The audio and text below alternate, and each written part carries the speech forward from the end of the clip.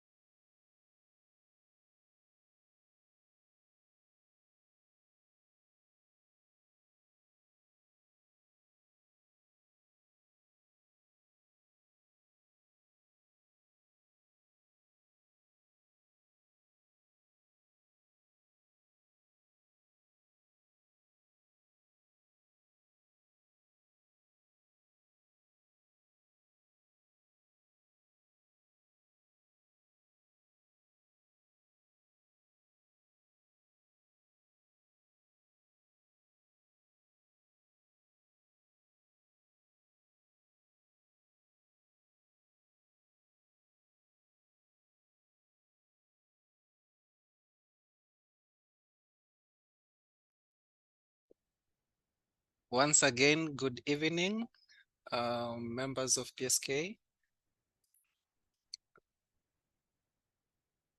Our today's webinar is on pharmacists in practice.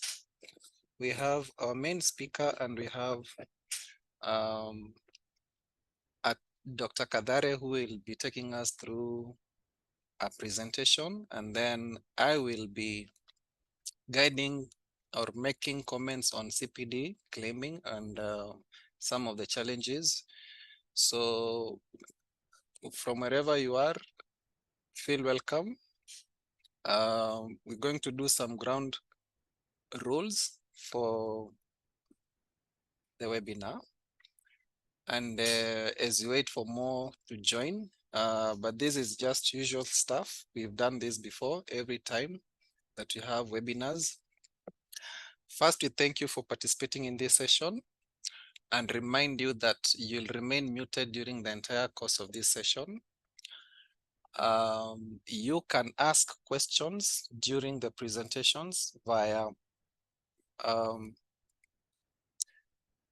the question and answer tab. You can see it at the bottom of your screen. The questions will be addressed by presenters, either live or on the Q&A tab, depending on how wide it is or how recurrent the question is. You can use the chat tab to introduce yourself or make comments or send greetings from wherever or to wherever. For PSK members, and this is very important, if you have not subscribed to on the PPB portal, please do so. And I'll explain the reason why this is very important. CPD points we are awarding to only paid up members. Again, we are recording this YouTube this session, and it will be available on our YouTube page. So this is the moment that we need to subscribe, and I urge everyone to take out their phones because I believe you can access your portal on your gadgets. Search Pharmacists in Practice. You'll see the event today. Today is 5th. You can see everything there and subscribe. Ensure it's gone through. I'll be monitoring if you've actually subscribed because I have the backend access currently, and we have 199 subscriptions. So if that does not change, I'll know that you've not subscribed. Already it's jumped to 250, but I see the attendance is more than that. So kindly continue subscribing. And this is our program today. So the opening remarks, as I am making them currently, we have Dr. Wilfred Ocheng, Director of Practice and Training, Pharmacy and Poisons Board, who will speak for 35 minutes. We might interchange the sessions though, for some reason, and then I'll make comments as the National CPD Coordinator. Dr. Joseph Kathare, who is the Vice President of PSK Practice, will also make submissions, supposed to take 15 minutes. After that, we'll do question and answer, and then we'll close the session. We do not expect to go past 8:30 and latest 8:35. Please, Hezron, confirm you can hear me, or else I could be talking to myself. As I stop sharing and share something else. Hezron, can you hear me?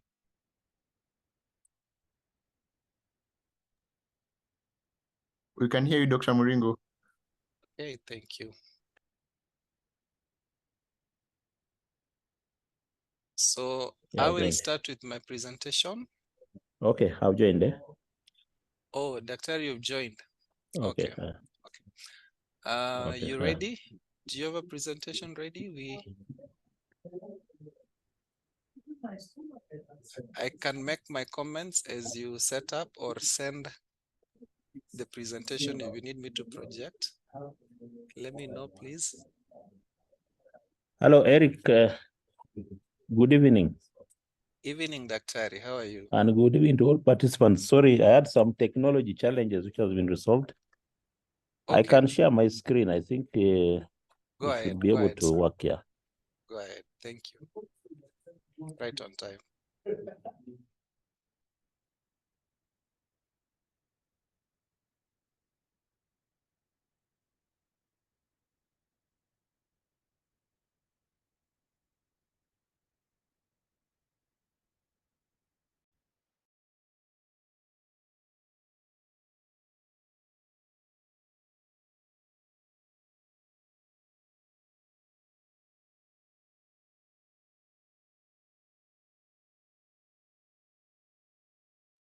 Sorry, just give me a minute. 1 minute. Sorry. It's okay. It's okay.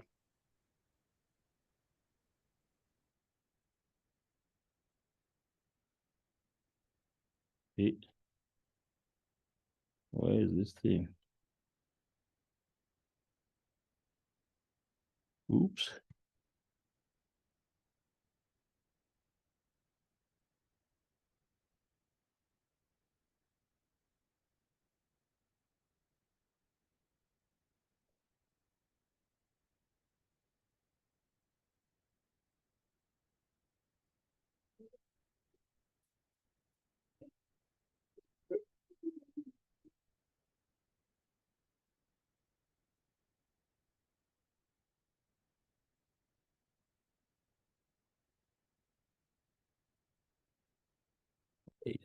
Where is it?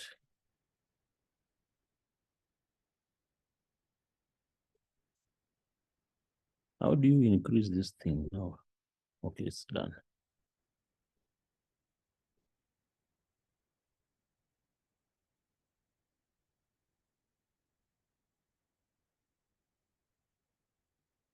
Okay, good evening once again.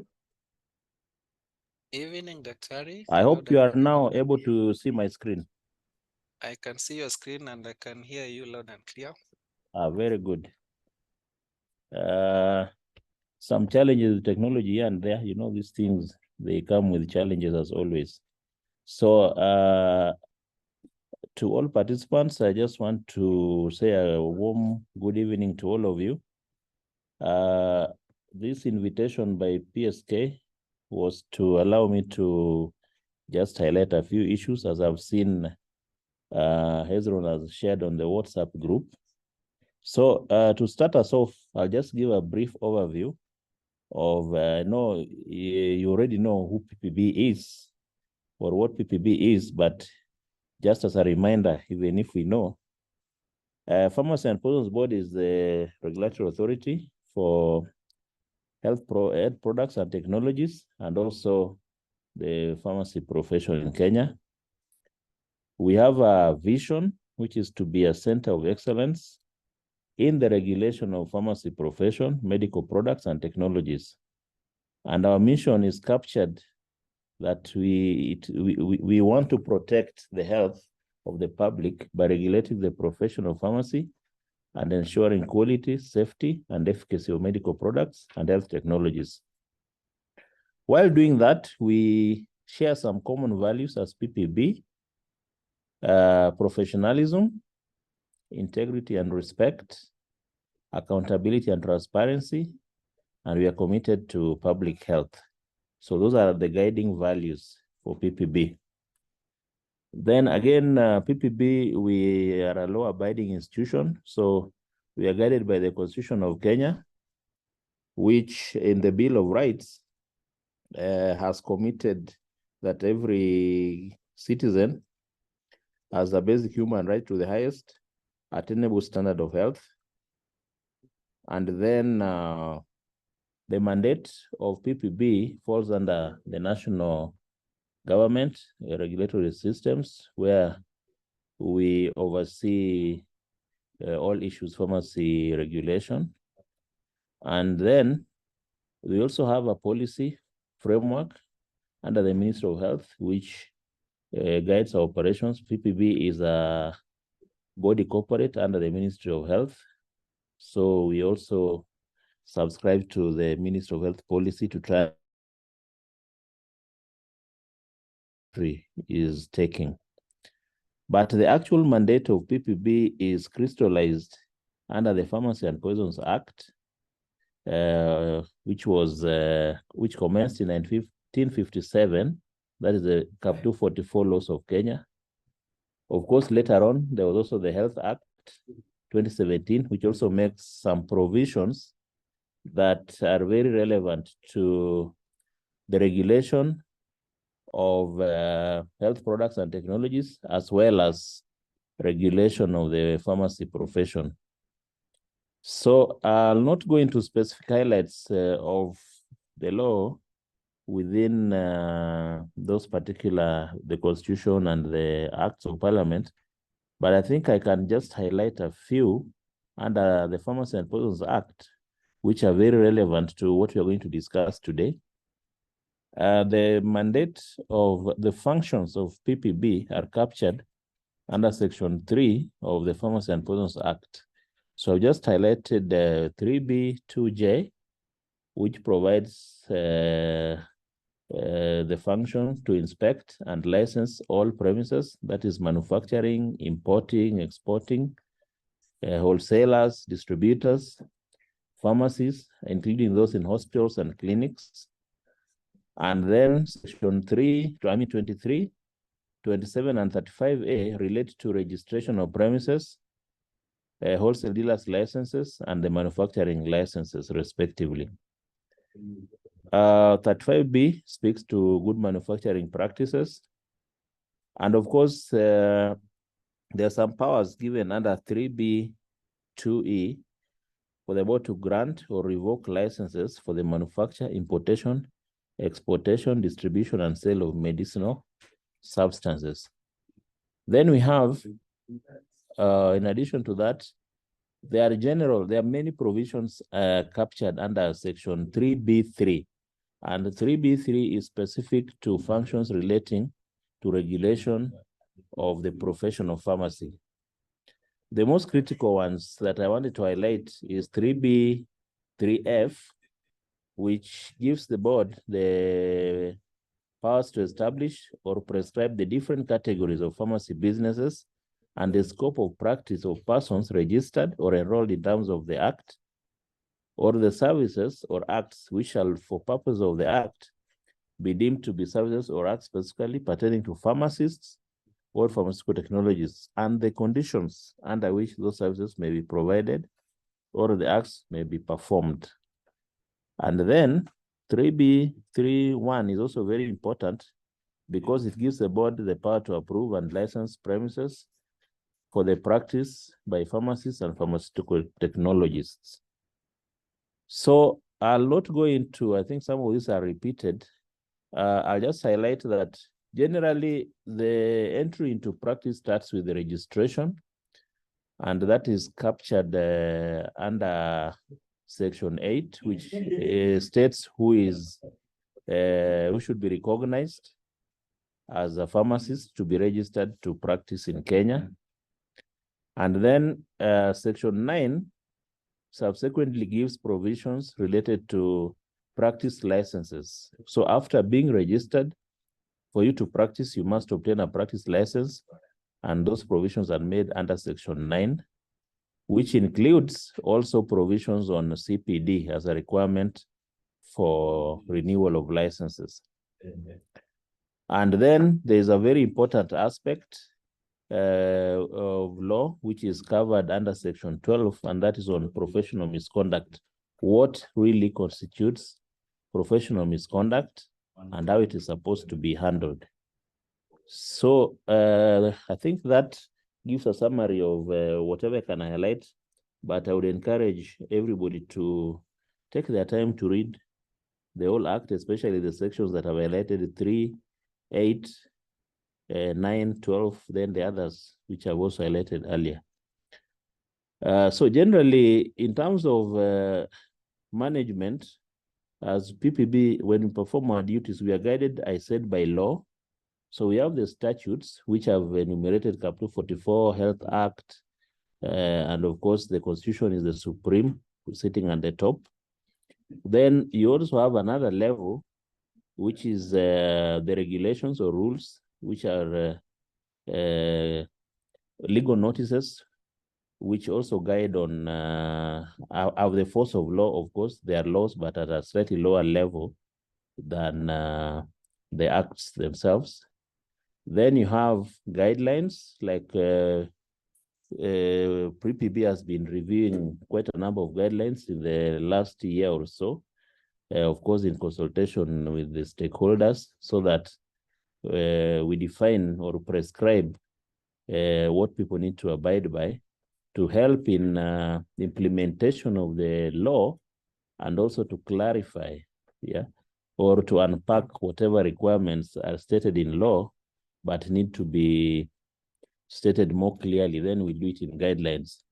But internally, we also have now internal, what we call standard operating procedures, which guide on how we perform our processes. And of course, we keep records of what we do.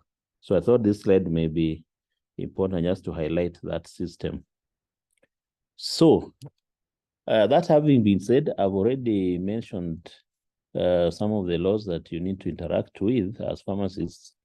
But I also want to say that guidelines that have been developed by PPB, and in no particular order, although I tried to list them based on the continuum of the process. You start from training, so there'll be guidelines related to training. And then after that, there's internship. So we have internship guidelines. Then there's evaluation and assessment for registration. So under that, we usually also offer professional examinations before somebody is registered. And then once you're registered, you're supposed to continue learning. Learning is continuous. And CPD, that is continuing professional development, is very key. And as I mentioned, it has been prescribed as a requirement for renewal of licenses. Then there are those who may want to open businesses. Those are we have the guidelines for registration and licensing of premises. There are those who want to practice at a specialization level. We have the current guidelines on recognition of pharmacy specialties. I've put their stars because this is due for review and full implementation. We have the provisions which have been made in the Pharmacy and Poisons Act. They were made in 2019, and we have started implementing. But I think there has been a need for us to relook at the specialties that are currently recognized and see if we can update the requirements to what is most current. Then number 6, I've indicated guidelines for pharmaceutical services in Kenya. This one is a work in progress because we are still in the process of, I think we are on the 5th draft. We have been engaging different sections of stakeholders to give their input. And of course, we want everybody to get involved so that the importance of this document is that it is what is going to define who a pharmacist is in terms of the competencies required, the roles that a pharmacist is supposed to perform, the standards of offering services, and of course, the different levels of facilities and service provision that is required. So loosely translated, this is also an equivalent of what is called good pharmacy practice guidelines. I've indicated it's work in progress. Those who have not interacted with the document will get an opportunity to do so in due course. Then number 7, we have the guidelines for good distribution practices for medical products and health technologies in Kenya. This has been there for a while, and it is what we generally abbreviate as GDP guidelines.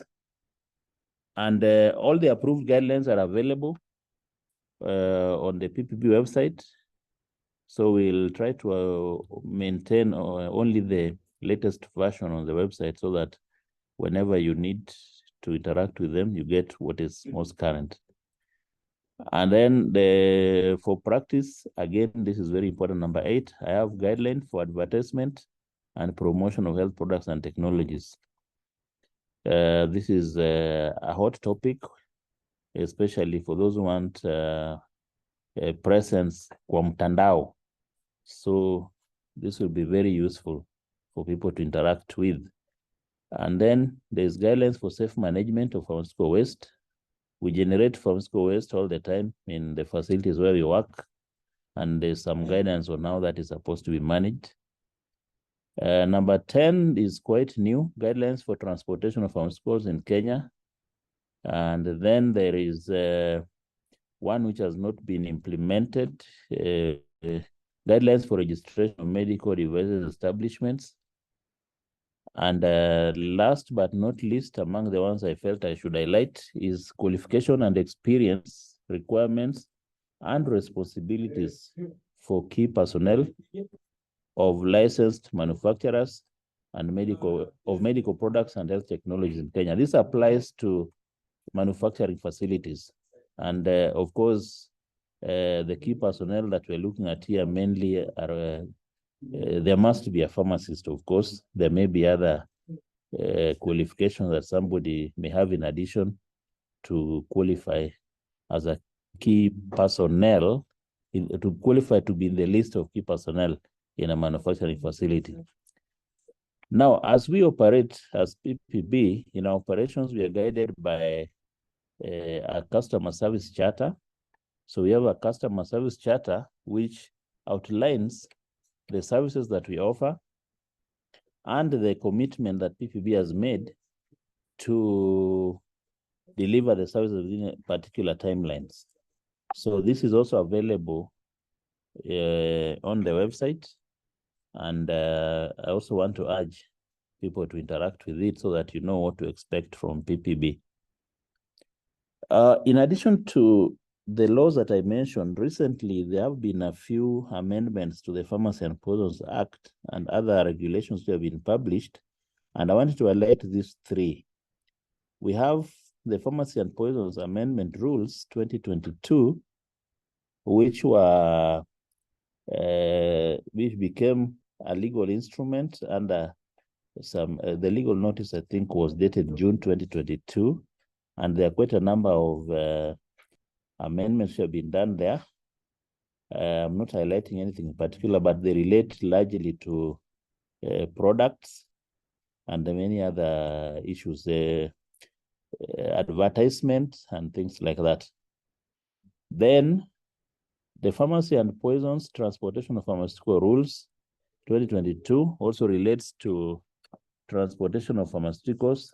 And of course, the ultimate objective is to ensure that transportation of pharmaceutical does not compromise the integrity and quality of the products. Then there's the Pharmacy and Poisons Parallel Imported Medicinal Products Rules. This is a bit old, 2019, which has not been implemented, but we already created this in the PPB licensing portal, and now we are able to issue people with parallel importation certificates. And then, of course, there are more details in terms of the products that you want to import. So for you to get all the requirements, I think you really need to interact with the rules, because being licensed as a apparel importer, the requirements are not very stringent as long as you're already a wholesale dealer and you're a pharmacist who's a member of PSK, among others. But now when it comes to the individual medicinal substances, then there are more requirements which are being managed again through another function in the PPB system. So back to square one, I just want to highlight that regulation comes with a purpose, and the purpose of the goal of PPB regulating the profession, we are focusing on promoting a pharmacy practice that provides the highest attainable standards of healthcare. That is the focus of PPB, and it's a statement that the board decided this is the direction we want to go. This is other than the mission, but for the profession, this is what we want: promote a practice that provides the highest attainable standards of healthcare. And in so doing, we seek to achieve two main objectives. The first one is to enhance the competence and capacity of pharmacy workforce. That is very broad.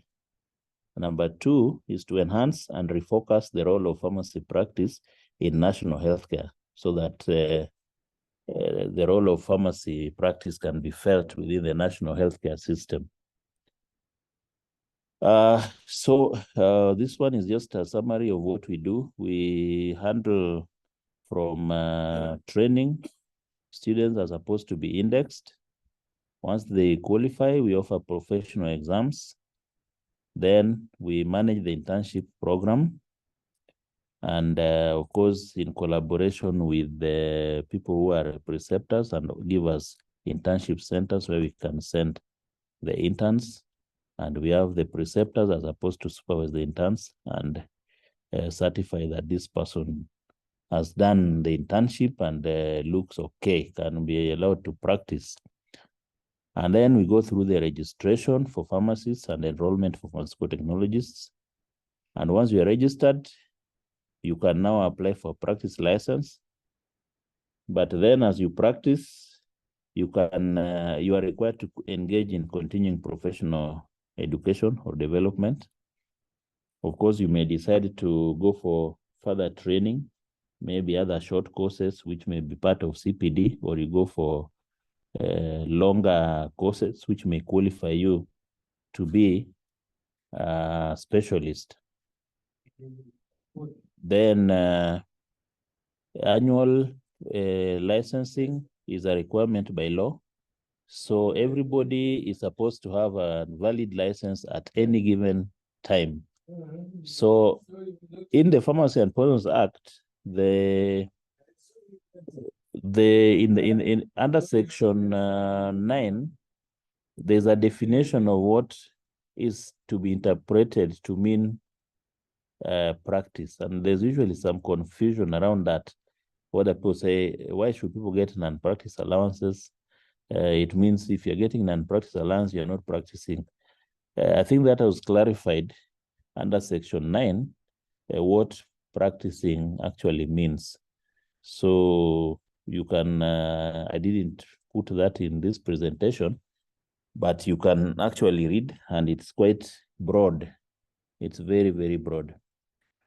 Then licensing of premises. Currently, we do mainly retail. Retail also includes hospital facilities. Then we have the wholesale dealers and the manufacturers. There are pharmaceutical representatives who are by law required to have permits.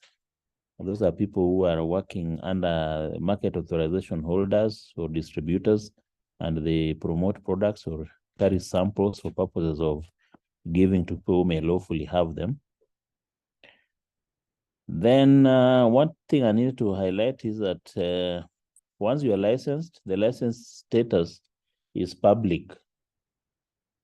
If I want to know somebody's license status, all I need to do is go to the PPB website and get the real-time status. So the status will be either active, revoked, suspended, or if it has not been renewed, this time around we decided to hide. If it's not renewed, you will not see it because it was a bit confusing. Only renewed licenses or licenses which bear a different status like revoked or suspended will be seen. So you can actually go to PPB website and check that.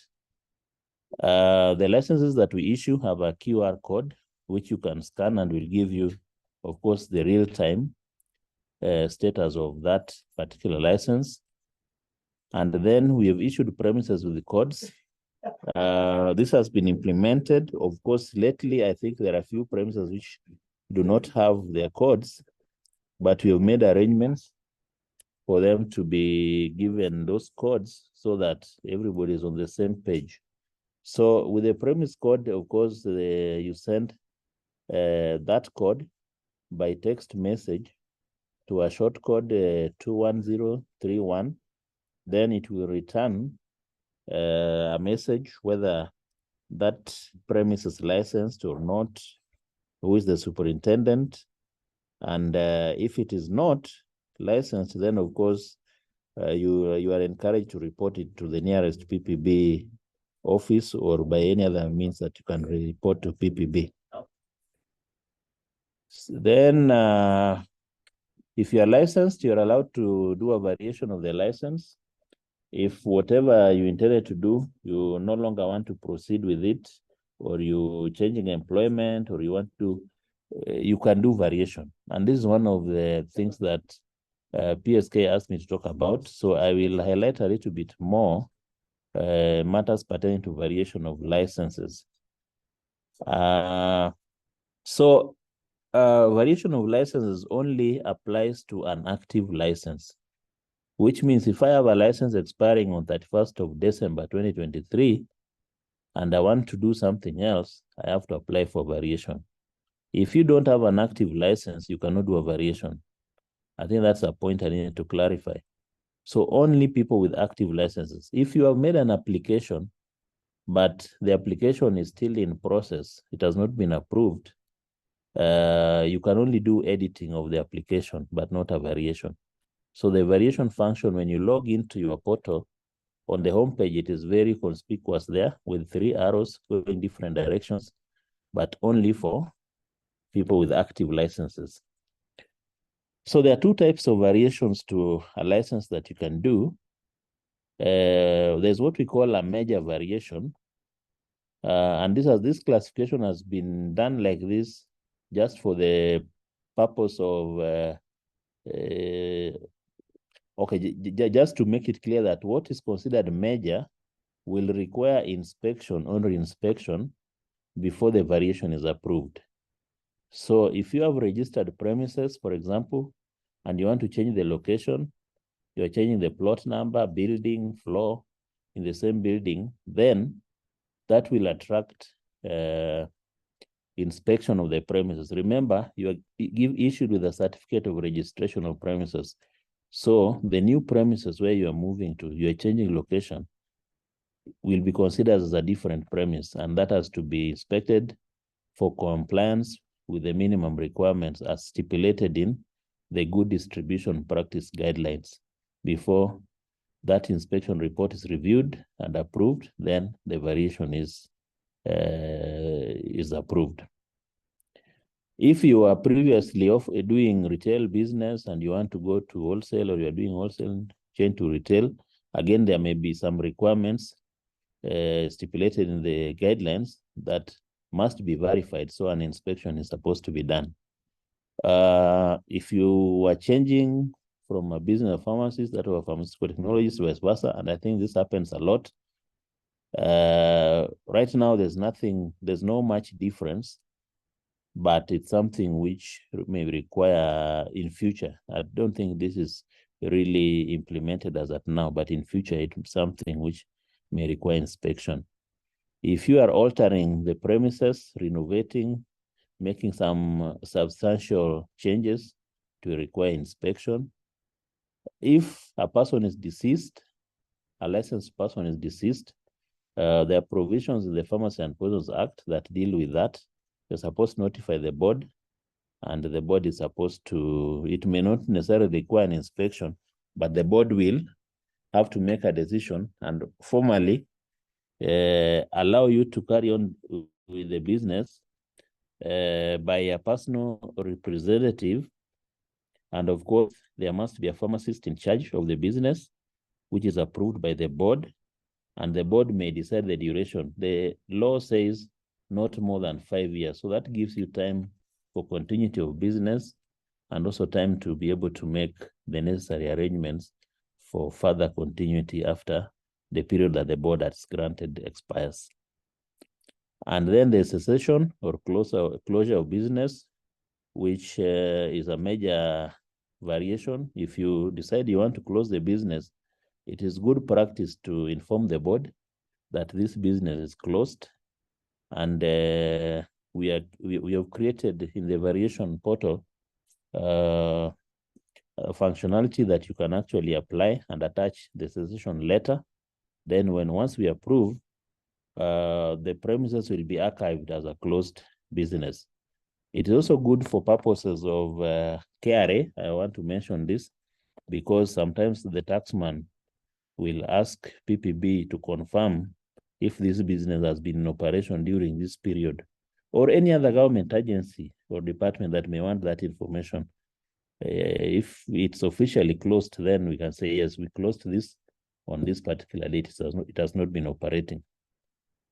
For manufacturing premises, the finer details are given in good manufacturing practice guidelines, which we are not going to discuss today. Then the minor variations are the small things you want to do here and there, changing the business name, postal address, email address. Most of these things, for mistake proofing, you will be required to notify the board so that somebody cannot just come and change details of your personal details or the details of your business without consent. So we need a formal notification, and you can apply for them as variation. The assumption here is that when you're making that application in the PPB portal, you are doing it in person. It's not a question of having shared your credentials with somebody. We'll assume that you're the one who did it. So we take that as proper instructions from the person who has made that application. Change of ownership, again, it may be major or minor, but it will all depend on the extent of change in the ownership. And then, of course, change in superintendent can be done at any given time because people get jobs, people lose jobs, interests change. You can apply that as variation, and any other which we may figure out as guided by, as we implement the system, we also see what else may be necessary to include under variations so that we make it easy for people to may do variations without having to come to the board. So I think that is all about variations for now. There are other matters that I was requested to highlight. On renewal of licenses, what did I put here? Okay, ignore what is written there. Renewal of license is supposed to be annual, and our target is to commence renewal every year from beginning of November. And it is good practice to renew early so that at any given time you have a valid license. Currently, the law provides that licenses expire on 31st of December. So if you start renewal early November, by end of December, most people will have renewed. And remember that there is a penalty which was introduced under Section 9 for late renewal of licenses. Because it doesn't make sense for you to operate. You say, I see people renewing their licenses in October this week. Then you ask the person, so you've been working the whole year, complaining that PPB is harassing you and you don't have a license. it doesn't make sense. So it's good to make arrangements early to apply for renewal.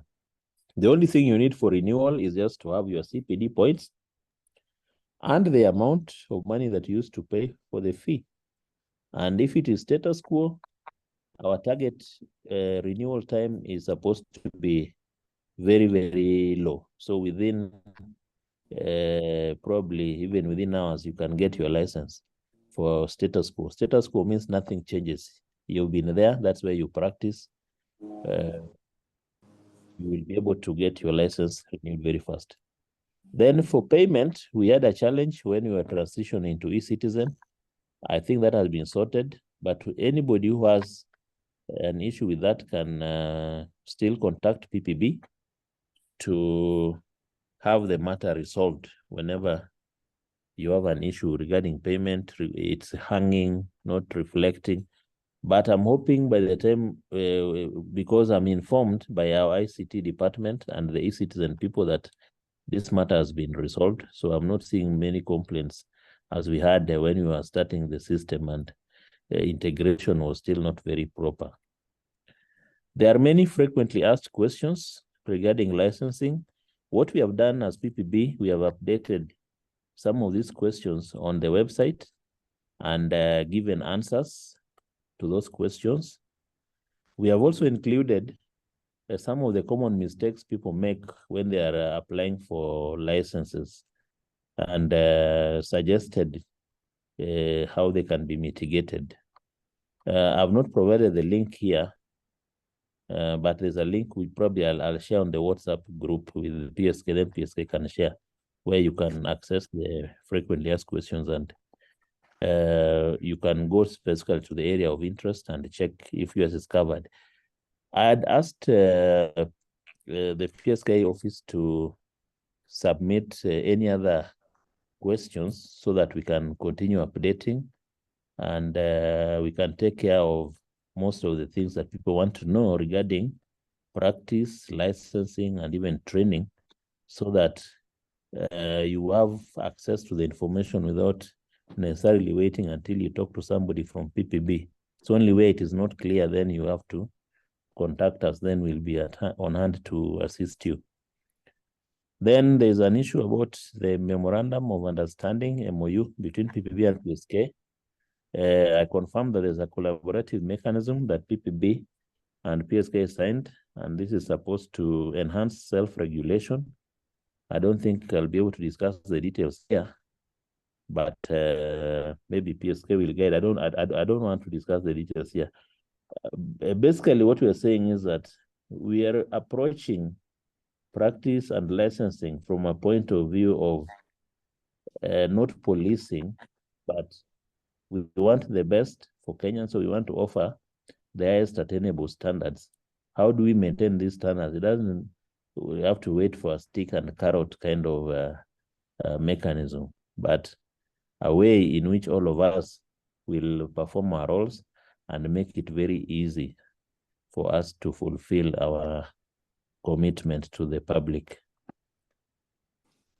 So this is a repetition I'll skip. I just wanted to highlight this particular slide that I think probably I've mentioned that we are now licensing transporters. This is new this year. Parallel importers, this is new. We've just started. Warehouses, if you need a warehouse where you either transporter who wants to keep medicines before they transport, it has to meet certain requirements as per the GDP guidelines. An importer, wholesaler can also register a warehouse. Then there are scientific offices, which people can also register. This is also new. We are still working on the finer legal mechanisms. E-pharmacy, the legal framework is still poor. We are proposing something to be done, and we hope this will also be realized so that we have a level playing field for anybody who is interested in e-pharmacy or online pharmacy. Now, I want to alert very quickly, just a few challenges. I know time is running out, that There are challenges as we try to regulate practice. There are challenges. One of the key ones is the legal framework, which we have to keep reviewing to make sure that we have a strong legal framework that supports the pharmacy we want, pharmacy practice that we want in this country. You are aware that the levels of practice are not defined. The practice of a pharmacist or the farm tech, there is a bit of a hazy line between the two. And I mentioned that we are trying to do guidelines for pharmaceutical services in Kenya. Scheduling of drugs is something we need to keep reviewing to make sure that all drugs fit within the right schedule, and the people to handle are the right people. Penalties, I know this is a bad one. For most people, you don't want to be penalized. Of course, in regulation, sometimes you are forced to take action, especially on quacks. Unfortunately, some of us, we have to accept we are guilty. We also facilitate people to open pharmacies and then we leave them unattended. So penalties are low. So these people don't find it very deterrent. So they still end up opening. Regulation of pharmacy education, we have some issues as we try to collaborate with other government agencies. Absentee superintendents is a big problem. It's about having your cake and eating it. You want to be a superintendent, you don't even know where the facility is, and so you don't even know what goes in there, but you've taken the responsibility of claiming that you're a superintendent and you are responsible for everything that goes on there. There's a high turnover of superintendents.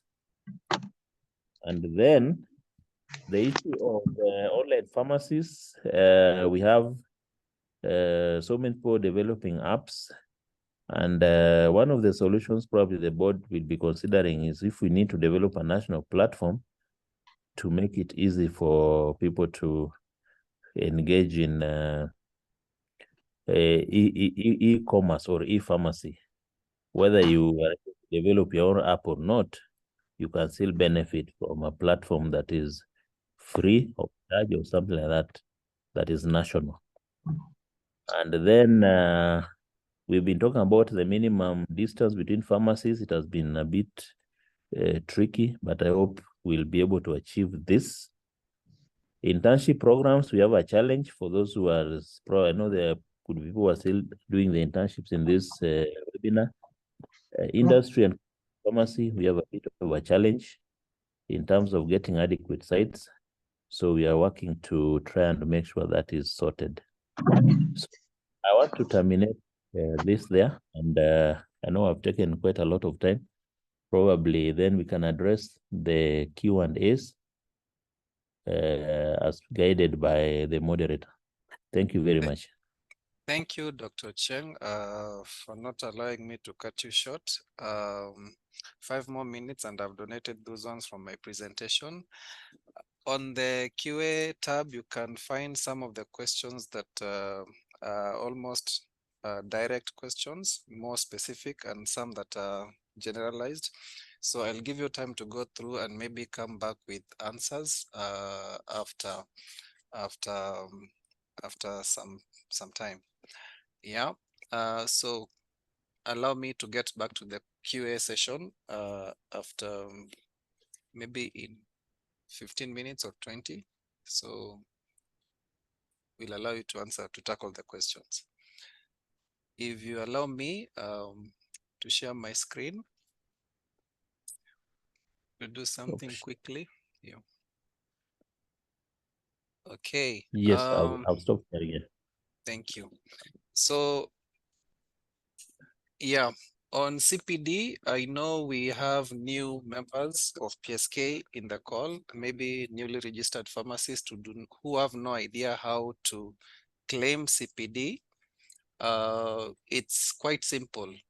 When you announce an event, you subscribe on the CPD, on the PPB portal. Then you attend the event, and when the event is completed, you'll get a token. Now, the challenge is we do have many people who are attending events, but very few people are subscribing. I'm trying to log into my portal. Just a moment. I show something quickly.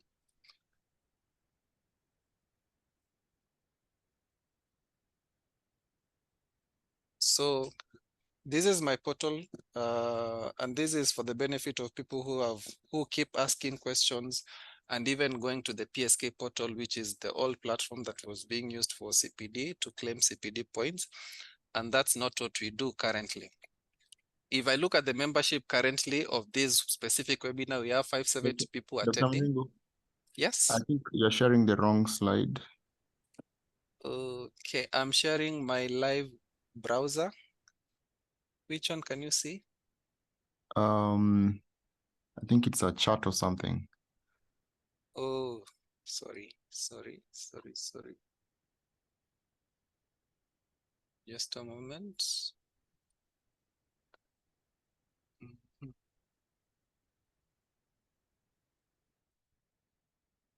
What about now? No, it's okay. Yeah. So currently I was saying we have 569 attendees to this webinar. And when we began, I encouraged everyone to subscribe to this webinar on the PPB portal. We were 99 subscriptions. Right now we are 347.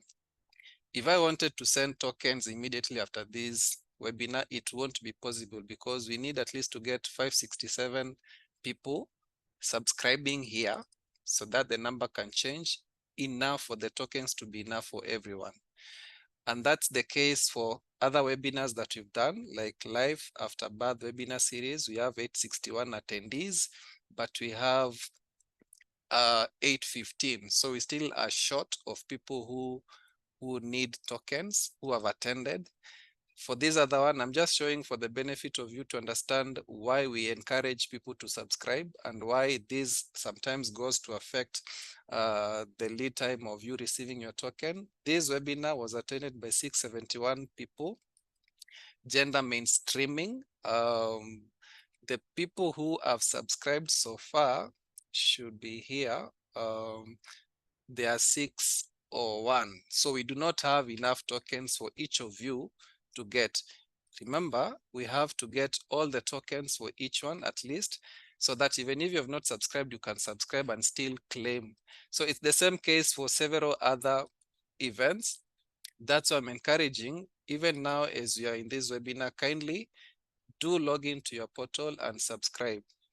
That is one. I wanted to quickly mention that. So it is important when you are attending an event, kindly subscribe right when you do attend the event. Right now, we have people who are attending this seminar yesterday. Only 52 have subscribed. We had this other event, 114 people have subscribed, and the attendance is way above these numbers. So I encourage all of you to kindly be subscribing the moment you attend an event. Quickly, I'll mention some things that I encounter while administering CPD. These are some of the, and I've seen some charts related to this.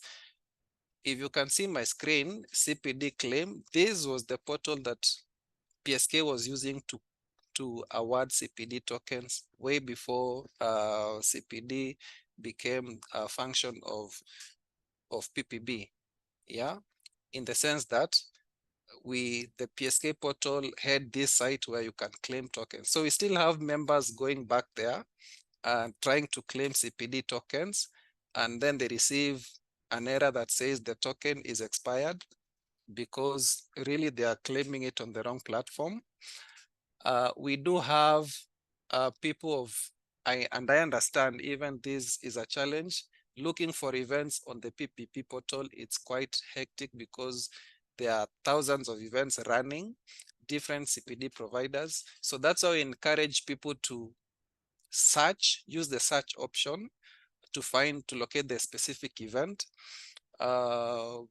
Instead of scrolling all the pages. Right now, the pages could be over 500. So it's not possible really to go page by page. Another common mistake is confusing all the webinars. as PSK webinars. Yeah, we have KNH offering webinars. We have International Cancer Institute offering webinars. But each institution has a different CPD administrator. So I may not be able to help you when you email all the webinars attended or organized by KNH or another CPD provider, because I do not have visibility of the attendees and even the admin rights to the specific accounts. Every CPD provider has an admin account. These I've mentioned. We have 861 attendees. We have 815 subscriptions. So at least the subscriptions need to be way higher than the attendance for each one to get a token, because we're not going to cut anyone off. Each must receive a token. Same case here, same thing I have demonstrated. Then we do have, usually when every email that goes out with a token, it says, ensure that the token for which you've received is you're claiming it against the specific event, and this event is usually listed on the subject. Yeah, so you cannot take even conference day 1 token and claim it on conference day 1, day 3 event. It has to be the exact event. These are just examples, and it's easy to tell because if I'm sending you a token for PSK, it's not going to read another CPD provider. Even if this other bit reads the same, you're not going to round off pain management of any provider and assume that the token is going to work. Still, when you look at this number here, it has a dot. Yeah, so the full stop at the end does not count as a character for claiming. So these are common errors that you'll get once you do not copy the exact number or you've claimed a token against a different event. So these are just examples. I'm using them because they have been sent as evidence that a token is not working to the email. Those are just common errors, but sometimes for whatever reason, I do send tokens and someone claims it and it brings an issue, an error. So in that case, if it's the same token and it's the same event, in that case now it warrants that I do a manual check or a manual awarding of that token. But these are very rare. Usually people end up claiming events under the wrong the claiming tokens at the wrong event. That is about CPD, so I'll not belabor that one. I'll allow at this point Dr. Katare, who should be ready, to take us through one more thing before we bring back Dr. Cheng to answer the questions. Welcome, Dr. Katare. So thank you, Dr. Eric. I hope my colleagues can hear me, and also the director, our director for pharmacy practice, Dr. Chen.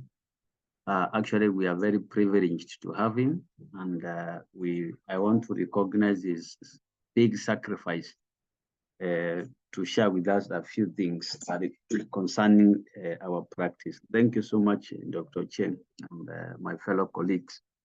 Just straight to the point, we are going to look at the tool that the PSK Practice Committee and I've been trying to develop.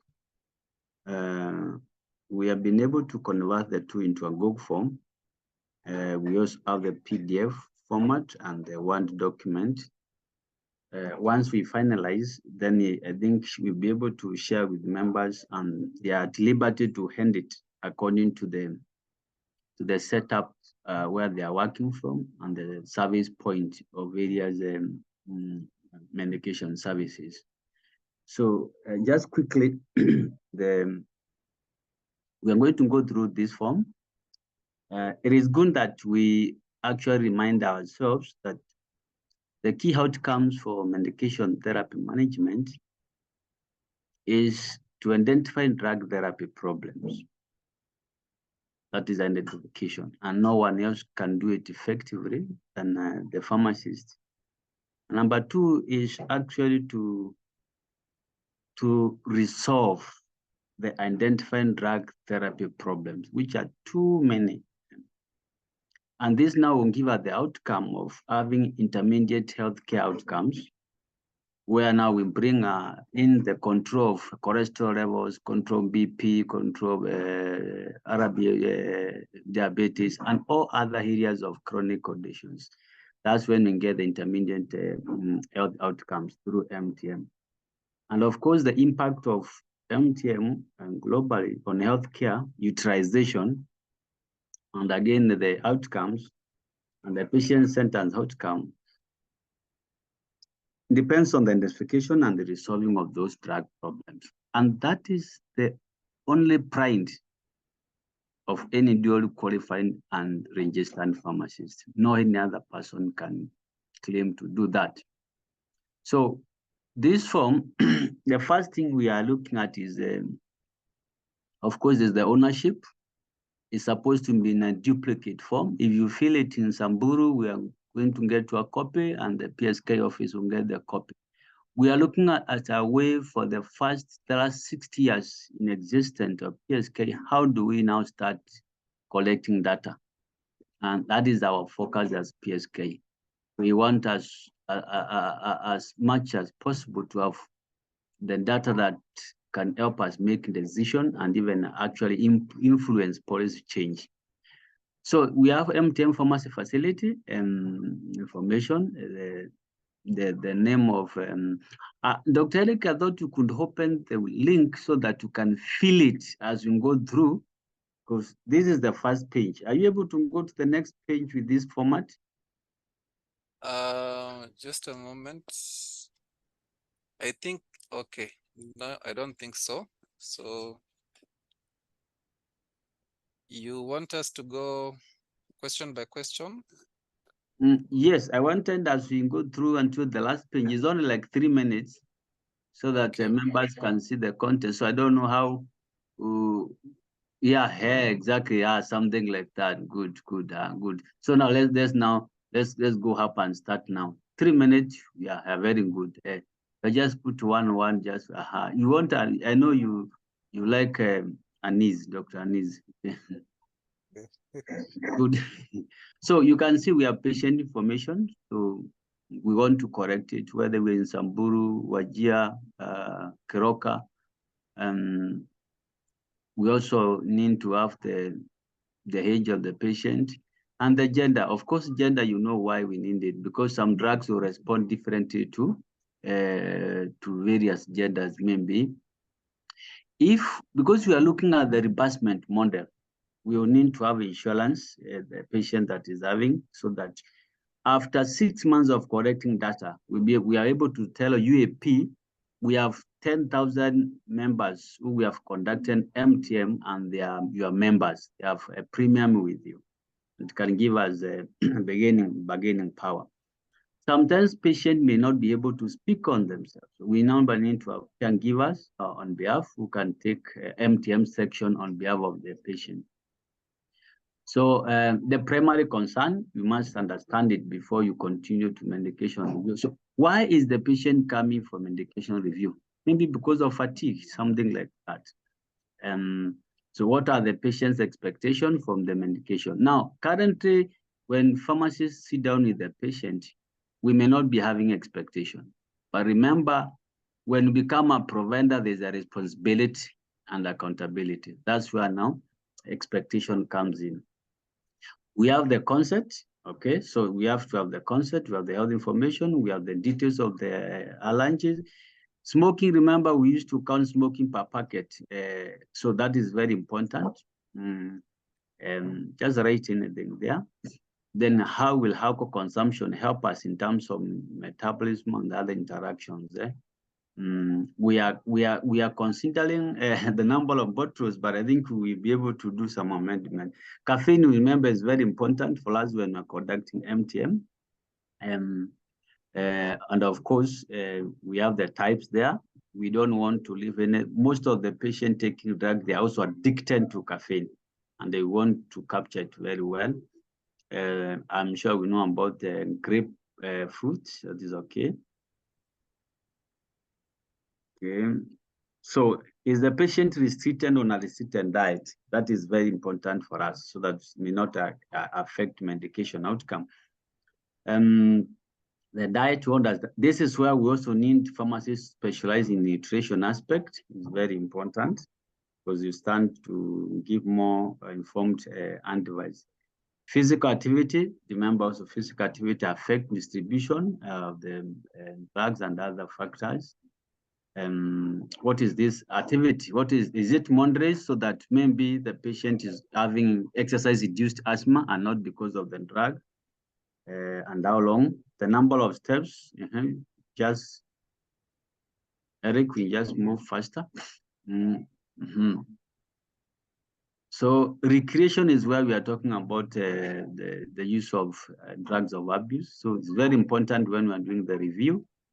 Vaccination or immunization, you need to take that history. It's very, very important.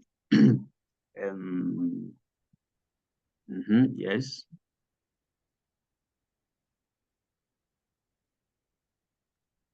We move. So screening, sometimes here you may work collaboratively with other healthcare workers. Eye examination is very important. If you are doing MTM in diabetes and other conditions, very important for you. And those actually you need to check whether the retinopathy is drug induced or maybe it's because of pathological conditions. Laboratory or investigation history.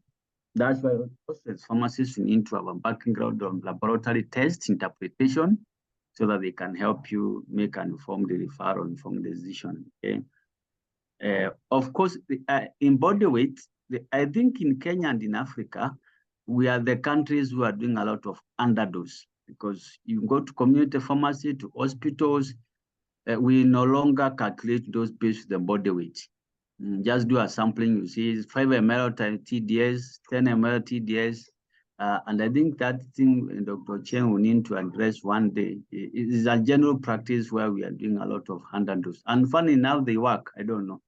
So you leave alone, that one will help you to know about the compliance. So we need the diagnosis because now we'll narrow down our medication review and guided by the diagnosis the patient has.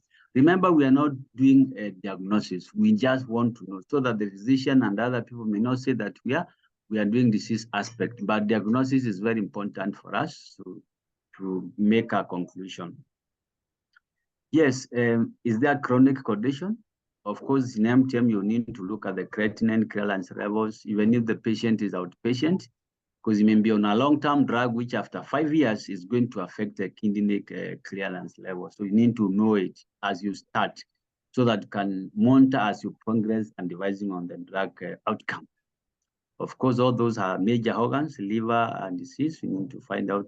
This is where now in MTM, sometimes you are required to request for liver function tests.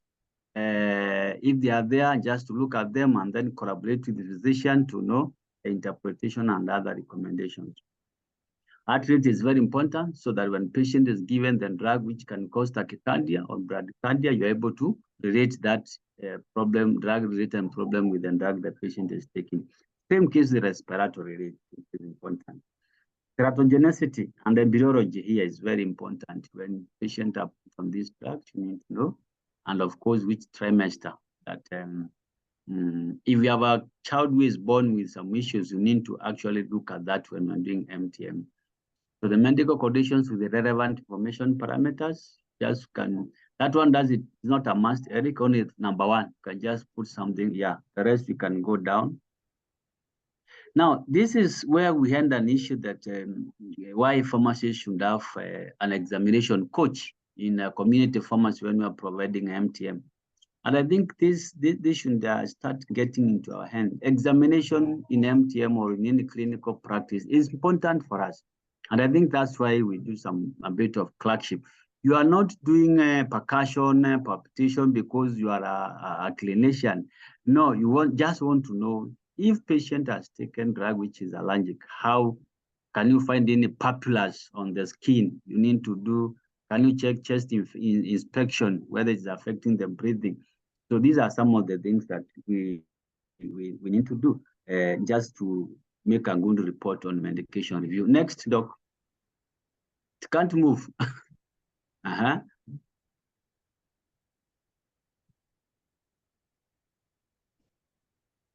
So you can see we are saying end tutorial assessment. So that part normally worries some of us, but we just need to understand. Okay, medication name and now here we are looking at the personal medication list. If the patient is having 10 medications, you just prioritize on them, the strength and the name of that medication. This is now the Read Now MTM section.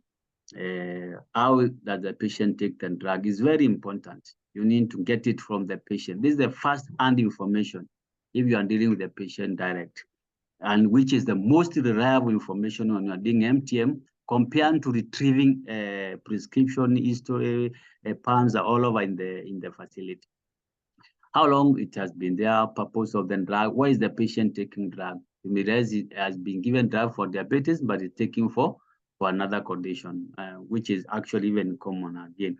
So there are issues identified. Now, this is very important. If there are issues that are identified with that drug, if you say yes, now you proceed to address each particular problem that is written to that drug. And you must be able to attach a drug problem with a particular drug according to based with the knowledge that you have as a pharmacist. So Dr. Kadare, sorry. I'm trying to keep time here, and I see the page has another page. So yes. Yeah.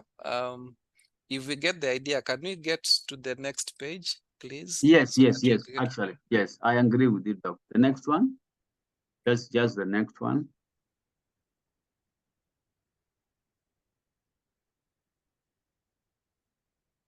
Next one. Mm.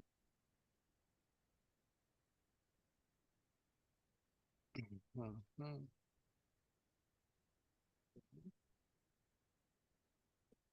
This should be the last, right? Yes. It's actually not the last. I would advise so what we you allow do, it. Yeah. We allow members to interact with the form. Yes. Yeah. So that we because you have only like 10 minutes and we need to get back to question and answer. Kindly. Okay. No problem. But you can make final comments so on the two. The purpose of this document we are saying will be available in terms of Go form, and the other one, the hard copies probably. It's just we want to start now collecting our data. We'll be able to make sure every pharmacist this country, where even if you are in Samburu, all over, we'll be able to make sure that we are able to collect data using this form. And it will give pharmacists an opportunity to go to any department, sit down with the patient, feel what you can, whether you get a MRP or you don't get, just gather that data. And then we will be able to use that data to demonstrate various interventions that our colleagues, our pharmacists are doing. You may find there's a very good comment there. The type of or the kind of intervention that you have done, whether it's underdose, overdose, drug misuse, deprescribing, and all those things will be there. I think that's it. Thank you, Doc. Okay, thank you, Dr. Kadare. Quickly and swiftly back to Dr. Ochieng. I believe you've had time to go through some of the questions that have been raised, and I see we do not have much time, so kindly I would allow you to get to answers, any that strikes you or any that you have not answered directly. As I try and get through some of them. Yeah. Yeah, thank you, Eric. I think The comments, I've gone through the comments, and for those who have appreciated the presentation, thank you very much. I may not be able to answer all of them directly one by one, because some of them speak to the same thing. So I'll combine some of them in my answers. Let me address CPD related issues. On the portal search mechanisms, I think the CPD provider team together with PPB should work on that. Then we see the best way to give people a good experience with the portal when they're searching for activities to engage in. So that is work we can do and improve. Then CPD again, about claims, there's somebody who's asking if those who are getting CPD from other providers like Camry and others, if we should synchronize the systems. Yes, if you are a CPD provider and a major one who has been approved by PPB, you can request, then the ICT teams can work on the interface so that the systems can be integrated. That can be done. Others for claims, what you need to do whenever you're making a self-reporting, you need to attach the relevant documentation. So I'll just tackle some of them. There's a question related to those who have gone for studies. Let's say you are going through the master's degree program. What we need from you is you just confirm that you're going through a master's degree program and attach your school identity or admission, evidence that you're in school, basically. That's what will be required. Then if you have undertaken any other CPD that is not based on a program or event that was approved by PPB, then what you need to do is to provide more details that will help PPB. The attachments that you will give should help PPB to assess whether that qualifies to be a CPD activity and how many points should be allocated. Then on pharmacy specialties, somebody is asking how you make an application. There's an official application form. I'm not sure if it is on the website, but I'll confirm if it's not there. We'll make sure it is there within the next week or so. So you can download the form, fill, and submit to PPB. But the ultimate aim is for us to, within within a short, in the very near foreseeable future, we want to also automate this so that you can apply for your specialty recognition online and download the document directly the way you do with the other licenses. So the guidelines are online. The form should be there. We just confirm that it is there and available for anybody to access. Prescriptions, I think there's an interesting question, which Dr. Kathari was addressing, but I wanted to give a little input that probably we need to come up with guidelines for prescriptions. And that is the format and the content that is mandatory for every prescription. And I'm a believer that eventually we need to move to e-prescription so that you don't have to struggle with handwritings. Then I think there's something about internship, expanding the scope. Yes, the challenges we are facing, one of the solutions we are thinking of is expanding the scope so that supply chain and other areas can also be part of one of the rotations during internship. Then there is a fine for newly registered pharmacists when they are applying for licenses. Whenever you encounter that, consider that as a system error and feel free to contact us so that we can have the invoice adjusted accordingly by the persons who have the right to do that. Then I think I'm summarizing very fast.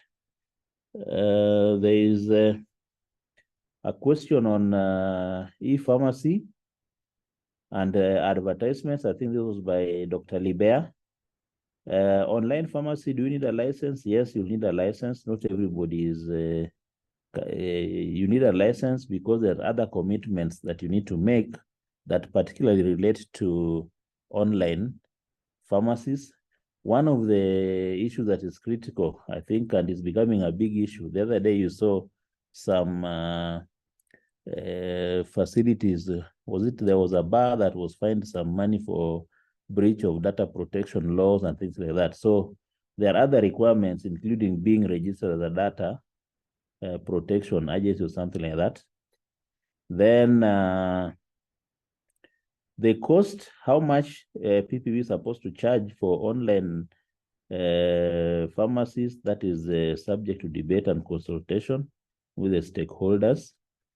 And then for advertisements, I mentioned the Pharmacy and Poisons Amendment Rules 2022. In those amendment rules, there are express provisions, I think Rule 37, 38, and 39, which speak to advertisement and websites. So if you could access those rules, I think they're on the PPB website, then you can familiarize yourself. Their advertisements are controlled. You cannot just advertise anyhow. So just download the rules and familiarize. Then last but not least, I think there was a question on farm reps. If we are issuing permits to people who are not pharmacists or pharmaceutical technologists, yes, we are. The way the law is right now, this is covered under the pharmacy and poisons rules. And in those rules, it does not give much description of who a farm rep is. So what we have done as PPB, we have initiated the step of, we are developing guidelines for pharmaceutical representatives. And we already have a draft which will take through the process of engaging more stakeholders. And then that decision on who qualifies has to be expressly put in the guidelines, which we may also translate into regulations for pharmaceutical representatives. If I have forgotten anything, then probably, because I was just summarizing the key issues that I've seen on the Q&A so that I put them together. If I've forgotten anything, you can remind me, Eric, if it's critical. If not, maybe we can probably address in a future webinar. Thank you. Okay. I'm still going through the questions, and maybe as I get to one that I might ask, I see some 3 hands had been raised during the presentation. If we can have maybe one, I'll allow one to talk, maybe to voice their question, but they are no longer lifting their hand. Dr. Libea, your hand is up. You can speak now. All right, thank you. Am I audible, Eric? Yes, you are. All right, thank you. My name is Libea, and thank you so much, Dr. Chieng, for sharing the information. That was very informative. My question comes with regards to licensing. Initially on the PPB portal, it was possible, for instance, if I have a retail pharmacy and it's licensed under my name, it was possible for someone out there to log in, look at the registration status of the facility, and also confirm the cadre that is superintending. But I think that is functionality is no longer there. So I don't know what happened or which rationale was used to pull that down. Perhaps you can shed light on that. And I think the other 2 questions that I had, you touched on them. So I'll appreciate if you can touch on that. Thank you.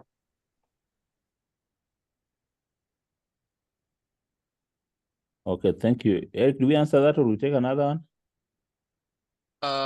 We do have another hand, Dr. Mike Orina. I'll allow you to talk.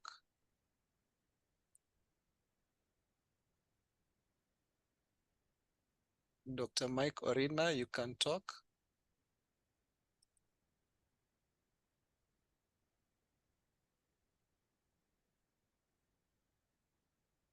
Your hand was up, and you are now able to talk. Should we move on because we actually do not have time? Maybe if he's not, as he's preparing, I can just answer Dr. Libea. I think what you have raised is something I need to verify. if we modified that, but I know even when you do when you send the short code, you get the name of the superintendent. So I'll just confirm if it's no longer active, then we can see what to do about it. But on the website, you are able to search the premise and the person as you mentioned. Yeah, thank you. All right. Thank you, Dr. Cheng. I had seen a question regarding self-reported claims. And this is something I've been encountering. So we do have, for example, webinars that are organized by Kenya Medical Association, webinars that are 1 hour, 2 hours. In that case, they are not on the PPB portal. So we do refer people to claim them on the or to self-report on the PPB portal. But on the drop down of the different events that one can actually select, in that drop down, the option for continuous professional education presentation, the category for CMEs, the 1 hour, 2 hours, is not appearing. So we do have clinical trials, we do have research papers or masters self-reported, but we do not have those small CMEs. Yeah. So there was a question, a KMA SACCO CME, a KMA CME falls under which category? And what do I feel under the duration? And what is the document that I'll use as proof that I actually attended that CME? It's quite very specific, but maybe an answer would help a lot of people. Thank you, Eric. I don't think I'll be able to answer that now. We can pick this up with you and the other CPD providers, then we come up with the way to handle that. I think we can work on it together and provide a solution. Okay, I agree. I don't know, Dr. Kadare, do you want to say something? We have maybe 1 or 2 minutes. Or Dr. Niz, anything, because our time is up. And if not, I'll give the closing remarks. I've seen a lot of engagement on the charts and also on the question and answer. And I think some of these can really form some of the frequently asked questions. So we are going to curate them and share them with PPB, even for future and for continuous improvement of the process. So allow me maybe later, and I've seen Dr. Lily is also on the webinar to send a compiled form of these questions. Maybe you can have solutions and maybe the process can continue to improve. Yeah.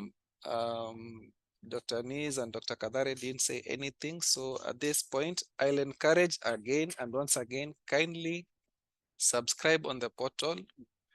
All the people who attended need to subscribe for everyone to get their token. So kindly do so before end of day. Dr. Cheng, do you have anything before we close? Yeah, mine is just to thank all the pharmacists and all the people who attended, and of course my colleague panelists for this opportunity. Usually, as I said, our aim is to provide the information and to get feedback so that we continue improving and make it, make pharmacy practice great, not great again, make it great. So whatever input we can give, whenever you need us, please feel free to call us and we will come and discuss and agree on a common way forward for pharmacy practice. Thank you. Thank you, Dr. Again, once again, Dr. Cheng, for giving us your time and being so generous with the insights. And I understand this was immediately after a trip from out of the country. So thank you so much for sparing us time and giving us the presentation. Again, thank you, PSK, for the organization of this webinar. I think it brings information closer to the practitioners, and I think it's a good gesture, even to the entire practice of pharmacy. At this point, I'll bring this to a close. It's 2032 now. We are not out of time. We are actually right on time. So have yourself a good evening and bye. Bye-bye.